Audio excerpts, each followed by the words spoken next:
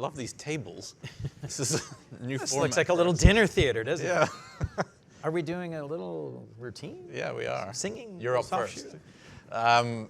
Well, listen, it's an honor to be here with Senator Chris Coons. I will take precisely 10 seconds to introduce him as a U.S. Senator from Delaware, one of the finest minds in foreign policy in this country, a very close ally of the current president, and an all-around great person. With that, we have 15 minutes, want to get into it. I want to ask you a timely question about... yeah, you're not. Inside joke. About what's going on in the Middle East. The wars between the Israelis and Hamas seems to be spreading as we speak to Lebanon. It seems to be, at least to my view, the most dangerous time since October 7th for a wider conflict. Maybe it is even a wider conflict at this point. Yes. What can you enlighten us with? Well, first, it's worth always reminding ourselves that this conflict began with Iran, and Iran has been a principal driver of funding and training and equipping Hamas, Hezbollah, the Houthis, militias in Iraq. And President Biden responded promptly, strongly to the October 7th attacks, deployed American military assets to the region, made it clear to Iran that they should not take this opportunity to launch a wider war. And nearly a year later, the conflict grinds on in Gaza at enormous human cost. No one has worked harder for or put more effort into President Biden and his senior team trying to secure a hostage for ceasefire deal. And the consequences for the people of Gaza, for the standing of Israel, and for security in the region have been very, very difficult. As I suspect everyone here knows, there's been conflict with Hezbollah the whole time. They've been firing rockets in. The Israelis have been responding, and it's gone up and down. Hezbollah has a dramatically larger and more precise and more capable missile arsenal than either the Houthis or Hamas. And so some of the recent developments in the northern border of Israel, southern border of Lebanon, are very concerning. Amos Hochstein has been very engaged, pulled off a remarkable feat in delineating the boundary between Israel and Lebanon, and we thought had gotten to a place of constructive relationship building. But there are drivers in both countries that seem to be gradually accelerating the potential for real conflict and a regional conflagration. This is something President Biden and his senior team are personally quite actively engaged in. And does that regional conflagration include Iran? Quite possibly. I'll remind you, for the first time ever, Iran directly attacked Israel now months ago, launching roughly 300 drones and missiles, none of which effectively struck population centers in Israel, in no small part because of American coordination with our regional partners and allies. In my view, that should have been enough of a demonstration to Prime Minister Netanyahu that the United States is a critical security partner. There's been a lot of work done to try and build the next stage of the Abraham Accords, which were achieved under the previous president, under President Trump, and to get Saudi-Israeli normalization done. The key piece of that deal left undone is any path towards Palestinian self-governance. Prime Minister Mohammed bin Salman, or MBS, has recently said that he will move forward with that if there is a Palestinian state with East Jerusalem as its capital. This is the prize for regional stability and security. A bipartisan group of 10 senators that I was a part of went to the region soon after October 7th to meet with Sisi in Cairo, MBS in Riyadh, and the whole leadership of the senior Israeli team, including the Prime Minister in Tel Aviv. I continue to hope and believe that this is possible, but decisions by Netanyahu and his government, particularly in the West Bank, have made it harder and harder. It remains elusive, but it is something that I think is in the security interest of the region, literally what would be a dozen-state solution. Yeah. Just one more question on this topic, at the risk of being a bit controversial. What role do you think is domestic Israeli politics play in the lack of a deal? Huge. Look, Prime Minister Netanyahu is in a very tenuous political position. His governing coalition relies on folks I view as extremists, Smotrich and Ben-Gvir, and their views and their actions are in direct conflict with a widely held American view, not just by me, not just by our president, but a long-standing bipartisan commitment to a two-state solution, which they oppose. And they have threatened to bring down the Netanyahu government if he moves forward with a hostage ceasefire deal on reasonable terms. Yeah. And those domestic politics have been complicating. Yeah, and it seems to a certain extent that the world is waiting for the U.S. election in many different areas. In lots of areas. In Ukraine, which I'll ask you about in a minute, but also in the Middle East, because whoever wins that election is going to dictate the future of U.S. policy, to put it simply. So there is a role for this other entity called Congress. Yes, of course. Very important entity. So to sort of switch gears and talk about U.S. politics for a second, obviously it's been a momentous summer. Joe Biden is no longer the nominee of the party. The vice president is. You are known and have been a staunch friend and supporter of Joe Biden. You come from the same state. Thank you. Yeah. I got a golf clap, Yeah. But thank you. Yeah. Tell us how you see the race today, and I'm not going to ask you who's going to win because you don't know and I don't know and no one knows, but what do you think is the likeliest outcome as of this minute today? As of this minute, Kamala Harris will win the presidential election, but it will be achingly thin. And every poll suggests that every one of the key 7 states is within the margin of error, which means really either candidate could win.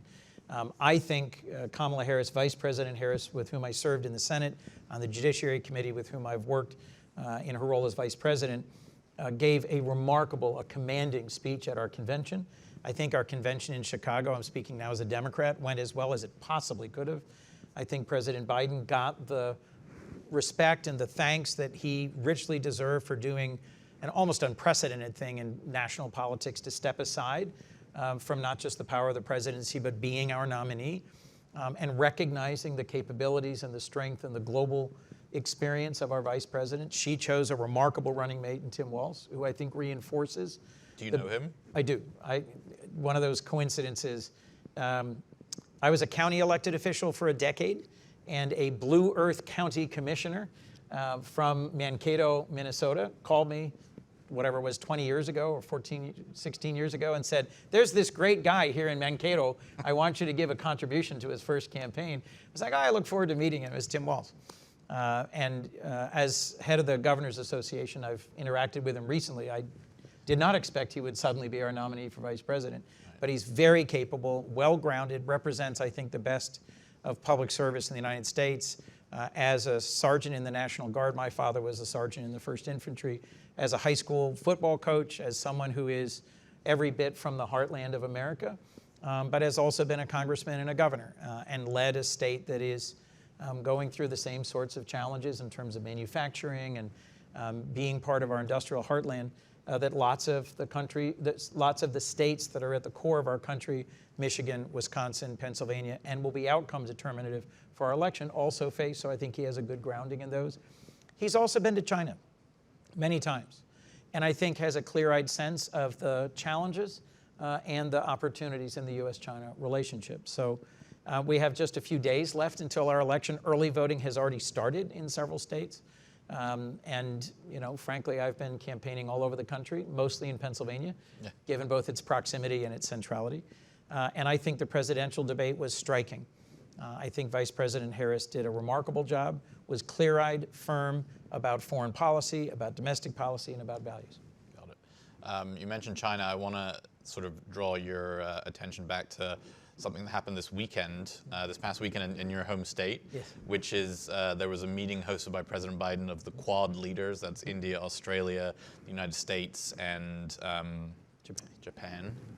And it's an important alliance that President Biden has really made a center point of his foreign policy. Mm-hmm.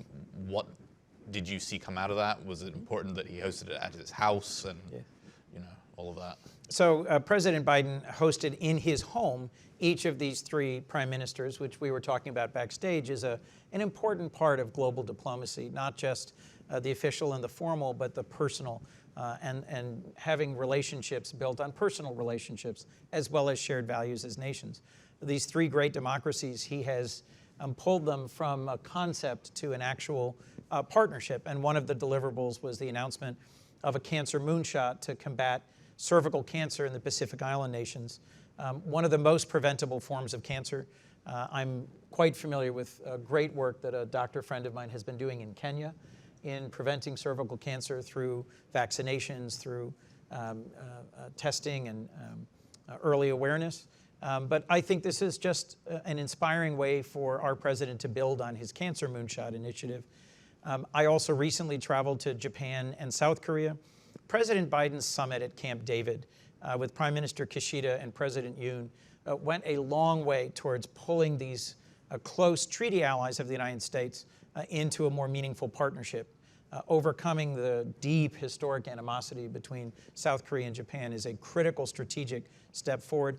I also, several months ago, traveled on a bipartisan delegation that went to Taiwan and to Singapore, and I went to the Philippines and Indonesia. Our relationship with the Philippines has steadily improved. Our relationship with Vietnam has steadily improved, with Indonesia has steadily improved. President Biden and Vice President Harris have visited the region repeatedly, have invested in personal diplomacy. Their vision that our nation is safer and stronger in a world knit together by shared values, I believe in deeply, and I think has been proven out by events in the world.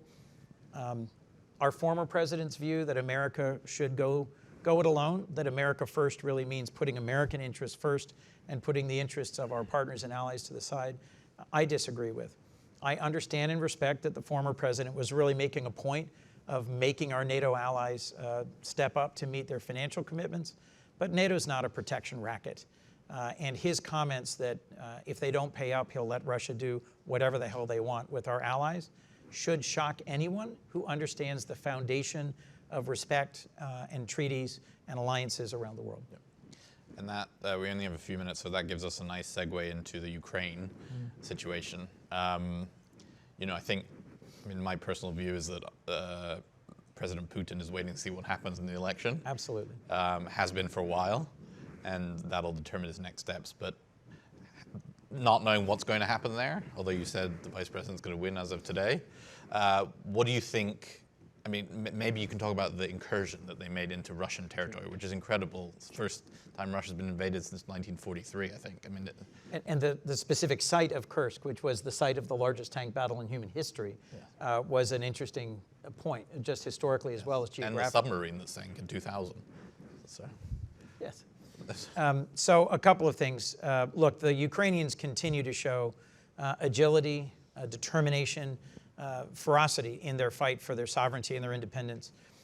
Few predicted that they would survive the first few days or weeks of Russia's full-scale invasion in early 2022, yet they have. They achieved a significant strategic success in the Black Sea in pushing the Russian Black Sea fleet back around Crimea and opening up an export lane for their grain, which is critical to revive and sustain their economy.